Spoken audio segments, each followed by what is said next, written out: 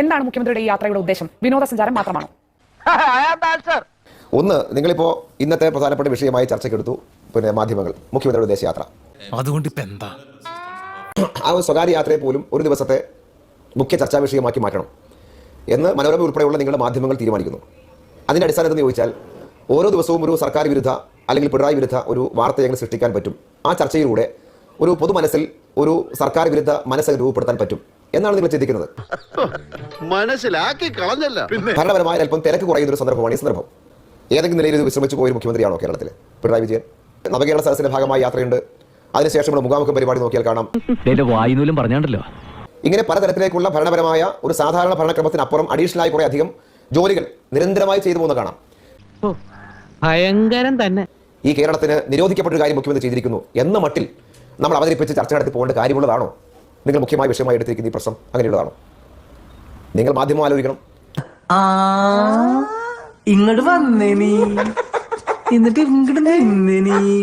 ശ്രീ സലാം, തീർച്ചയായും കേരളത്തിന്റെ മുഖ്യമന്ത്രി, കേരളത്തിന്റെ എന്നല്ല ഒരു സംസ്ഥാനത്തിന്റെ ഭരണത്തലവൻ 2 ആഴ്ച അദ്ദേഹത്തിന്റെ ഔദ്യോഗിക ചുമതലയിൽ നിന്ന് മാറി പ്രത്യേകിച്ച് അറിയിപ്പൊന്നുമില്ലാതെ ഒരു യാത്ര പോവുകയും നാളെ ഇതാ മന്ത്രിസഭായോഗം ഓൺലൈനായി ഇന്തോനേഷ്യയിൽ നിന്ന് മുഖ്യമന്ത്രി പങ്കെടുക്കുമെന്നായിരുന്നു അറിയിപ്പ്. പക്ഷേ ഇപ്പോൾ ആ മന്ത്രിസഭായോഗം മാറ്റിവെച്ചിട്ടുണ്ട് എന്ന് വരുമ്പോൾ ഉറപ്പായും നമ്മൾ ചർച്ച ചെയ്യും. നിങ്ങൾക്ക് ഇഷ്ടപ്പെട്ടാലും ഇഷ്ടപ്പെട്ടില്ലെങ്കിൽ ആ ചോദ്യങ്ങളും വരും, ചർച്ച ചെയ്യുകയും ചെയ്യും. വല്ല കാര്യമുണ്ടോ? എന്തിനാണ് ഇങ്ങനെ? പ്രധാനമന്ത്രി നരേന്ദ്രമോദി ഔദ്യോഗികമായ പദവിയിൽ ഇരുന്നുകൊണ്ട് വിദേശയാത്രകൾ നടത്തുന്നതിനെ കുറിച്ച് എത്രയോ തവണ താങ്കളും താങ്കളുടെ പാർട്ടിയുടെ പ്രതിനിധികളും തന്നെ ഇവിടെ ചർച്ചയ്ക്ക് പങ്കെടുത്തിട്ടുണ്ട്. അതിനെ രൂക്ഷമായി നിങ്ങൾ വിമർശിച്ചിട്ടുണ്ട്. വിദേശ യാത്രകളിൽ അഭിരമിക്കുന്നത് കൊണ്ടാണ് പ്രധാനമന്ത്രി ഇങ്ങനെ രാജ്യത്തെ കാര്യങ്ങളിൽ ഒന്നും ശ്രദ്ധിക്കാതെ നിരന്തരം വിനോദയാത്രയായി ഔദ്യോഗിക യാത്രകളെ മാറ്റുന്നതെന്നും നിങ്ങൾ വിമർശിച്ചിട്ടുള്ളതാണ്.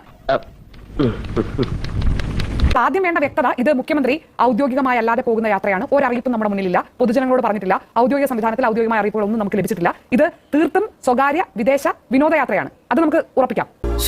എണീറ്റ് വരണ്ടേയിരുന്നു. ഷാനി, ഈ ഉലകം ചുറ്റും വാലിബനെ പോലെ ഇങ്ങനെ വിമാനത്തിൽ നിന്ന് ഇറങ്ങാതെ ഇങ്ങനെ സഞ്ചരിച്ചുകൊണ്ടിരുന്ന നരേന്ദ്രമോദിയെയും ഈ മുഖ്യമന്ത്രിയും തമ്മിൽ കൂട്ടിക്കെട്ടി പറയുന്നു. ഞാൻ ചോദിച്ച ചോദ്യത്തിന് താങ്കൾ മറുപടി നൽകിയില്ല. വിനോദസഞ്ചാര യാത്ര തന്നെയാണോ? നമുക്കിതൊക്കെ ഇങ്ങനെ ഒരു ഈ പദങ്ങൾ ചേർത്ത് വെച്ചിട്ട് പറയാൻ ബുദ്ധിമുട്ടുണ്ടോ? വിനോദസഞ്ചാര യാത്രയാണോ വിനോദയാത്രയാണോ എന്ന് ചോദിച്ചാൽ അത് വിനോദയാത്രയാണോ അല്ല മറ്റേതെങ്കിലും തരത്തിലുള്ള ഔദ്യോഗിക യാത്രയാണോ എന്നത് ഞാൻ ചോദിച്ച ചോദ്യത്തിന് അങ്ങ് മറുപടി നൽകിയില്ലല്ലോ ശ്രീ സലാം. ഇത് വിനോദയാത്രയാണോ? എന്നെയും കൊണ്ടേ പോകുന്നു നിർബന്ധമാണ്. നിന്നെയും കൊണ്ടേ ഞാൻ പോകും. ഞാൻ ഷാനിയുടെ പ്രയോഗത്തെ കുറിച്ചാണ് പറഞ്ഞത്. ഷാനിയുടെ പ്രയോഗത്തെ കുറിച്ചാണ് ഞാൻ പറഞ്ഞത്. വിനോദയാത്രയാണോ? ഞാൻ ചോദിച്ചിട്ടുള്ളൂ. രണ്ട് കാര്യം ഞങ്ങളുടെ പാർട്ടിയെ വിനോദയാത്രയാണോ ചോദിച്ചാൽ ആണോ അല്ലയോ എന്ന് പറയാൻ ബുദ്ധിമുട്ടുണ്ടോ ശ്രീ സലാം? ഒറ്റവാക്കിൽ ഉത്തരത്തിൽ ചോദ്യത്തിന് ഉത്തരം ചിലപ്പോൾ 10 വാക്കിൽ പറയും. ഇഷ്ടമുള്ളത് പിടിക്കരുത്. ഇത് വടി കൊടുത്ത് അടി വാങ്ങുന്ന പരിപാടിയാണല്ലോ ബാബു.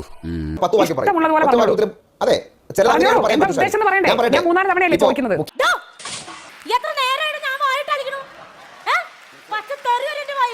ഞാൻ പറഞ്ഞല്ലോ, ഷാനി ചോദ്യം ചോദിച്ചാൽ എന്റെ ഉത്തരം ഷാനി ആഗ്രഹിക്കുന്ന പോലെ ചിലപ്പോ ഒറ്റ വാക്കി പറയണം എന്ന് ആഗ്രഹിച്ച് ചിലപ്പോ ഒറ്റ വാക്കി പറയില്ല.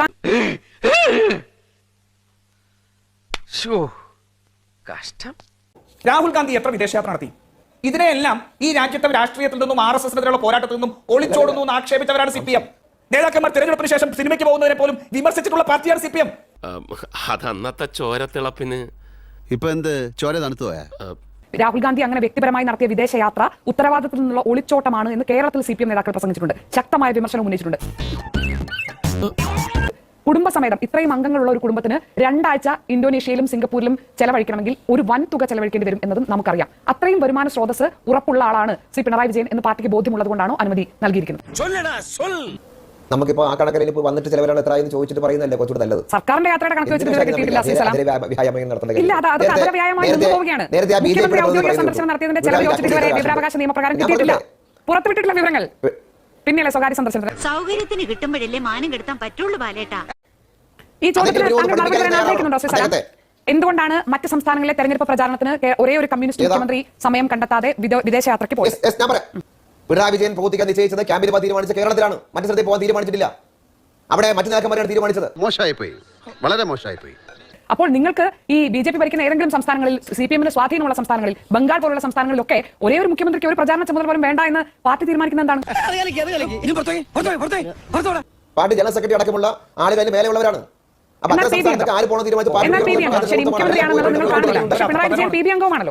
അങ്ങനെ തന്നെയാണ്. ജനറൽ സെക്രട്ടറി കഴിഞ്ഞാൽ അടുത്ത ആളുകൾ PB അംഗങ്ങളാണ്. ഒരു PB അംഗത്തിന് കേരളത്തിൽ മാത്രം പ്രചാരണം നടത്തിയാൽ മതി നിങ്ങൾ തീരുമാനിക്കുന്നതിന്റെ പ്രശ്നം. ഞാൻ പറഞ്ഞു തീർക്കട്ടെ. സുധാകരൻ പറയുന്ന അദ്ദേഹത്തിന്റെ ഭാഷയെ കുറിച്ച് ഞാൻ പറയാണ്. നീ എന്ത് തേങ്ങയാണ് പറയുന്നേ? എനിക്കൊന്നും മനസ്സിലാവുന്നില്ലല്ലോ. അത് ഇന്ന് പറഞ്ഞു എന്താ ഈ ആലയിൽ നിന്ന് ഇറങ്ങിപ്പോയ പശുവാണ്. നാളെ ചാർജ് എടുക്കുകയാണെങ്കിൽ അടിയന്തരമായി പ്രിയപ്പെട്ട രാജു പി നായരെ നല്ല ബലമുള്ളൊരു ചങ്ങല വാങ്ങി വെക്ക്. നല്ലതാ KPCC ഓഫീസിൽ നല്ല ബലമുള്ള ചങ്ങല 2 പൂട്ട് മേടിച്ച് വെക്ക്. ഒന്ന് ചെന്നിത്തലയുടെ കൈ കൊടുക്ക്, ഒന്ന് സതീശന്റെ കയ്യിൽ കൊടുക്ക്. കഴിഞ്ഞ നിങ്ങൾ വേണമെന്ന് പറഞ്ഞ ചങ്ങല CPM ഓഫീസിൽ വെക്കണം. നരേന്ദ്രമോദി എന്ന് പേര് കേട്ടാൽ പുൻതിരഞ്ഞൂടുന്ന പിണറായി വിജയനെ പിടിച്ചു നിർത്താൻ കെട്ടിയിടാൻ അതെങ്കിലും ഉപയോഗിച്ചാൽ നിങ്ങളുടെ പാർട്ടിയെങ്കിലും അത്യാവശ്യം നാണം കെടാതിരിക്കും. പിന്നെ ഷാനി, കൂടെ കിടക്കുന്നവനെ രാപ്പനി അറിയാൻ പറ്റുള്ളൂ. പിണറായി വിജയൻ എന്ന് പറയുന്ന ആളെ കൊണ്ട് ബംഗാളിലും മറ്റുള്ള സ്ഥലങ്ങളിലും BJPക്കെതിരെ പോരാടാൻ കൊണ്ടുപോയാൽ ആ പാർട്ടി പ്രതിസന്ധിയിലാവുന്ന മറ്റാരെക്കാളും അറിയാവുന്നത് യെച്ചൂരിയാണ്. ഇങ്ങനെ കൊണ്ട് വെസ്റ്റ് ബംഗാളിലേക്ക് പോയിട്ട് BJPക്കെതിരെ പറഞ്ഞാൽ CPM ആട്ടപ്പെടലും അവിടെ തീർന്നു എന്നറിയാം. അതുകൊണ്ടല്ലേ ആകെയുള്ള മുഖ്യമന്ത്രിയെ ബംഗാൾ പോലുള്ള സ്ഥലത്ത് പോലും ഉപയോഗിക്കാൻ പാർട്ടി തയ്യാറാവുന്നില്ല. കിട്ടിയാ? ഇല്ല, ചോദിച്ചു വാങ്ങിച്ചു. തൽക്കാലം ഇത്രയും മതി. വരട്ടെ.